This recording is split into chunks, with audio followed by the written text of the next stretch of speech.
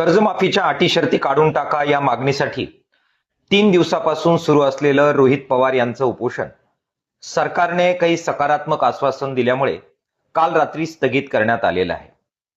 कोणतंही आंदोलन हे जसं संबद्धपणाने यशस्वी होत नसतं तसं ते पूर्ण वायाही जात नसतं. 3 दिवस जो आत्मक्लेश आमदार रोहित पवार यांनी केला त्याच्यामुळे ह्या मागण्या केंद्रस्थानी आणण्यासाठी आणि काही प्रमाणात सरकारचं लक्ष या मागण्यांकडे वेधण्यासाठी नक्कीच मदत झालेली आहे. त्यामुळे रोहित पवार आणि त्यांच्या सर्व सहकाऱ्यांचं किसान सभेच्या वतीनं या लढ्याबद्दल मी अभिनंदन करतो. त्यांनीच आपल्या संबोधनात सांगितल्याप्रमाणे लढाई अजून संपलेली नाही. किसान सभेची सुद्धा हीच भावना आहे. त्यामुळे आम्ही सगळेजण सतर्क आहोत. सरकारला थोडासा वेळ या सगळ्याबाबत चर्चा करण्यासाठी आपण जरी दिलेला असला तरी लढाई आपल्याला थांबून चालणार नाही याची आपल्या सगळ्यांना जाणीव आहे आणि म्हणून सतर्क राहूया, तयारीत राहूया.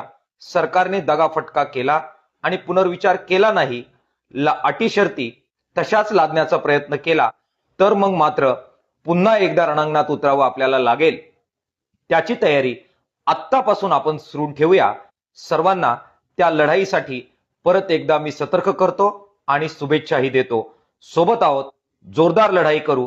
जोपर्यंत अटी शर्ती मागे जात नाहीत तोपर्यंत माघार घेण्याचा किंवा उसंत घेण्याचा प्रश्नच उद्भवत नाही.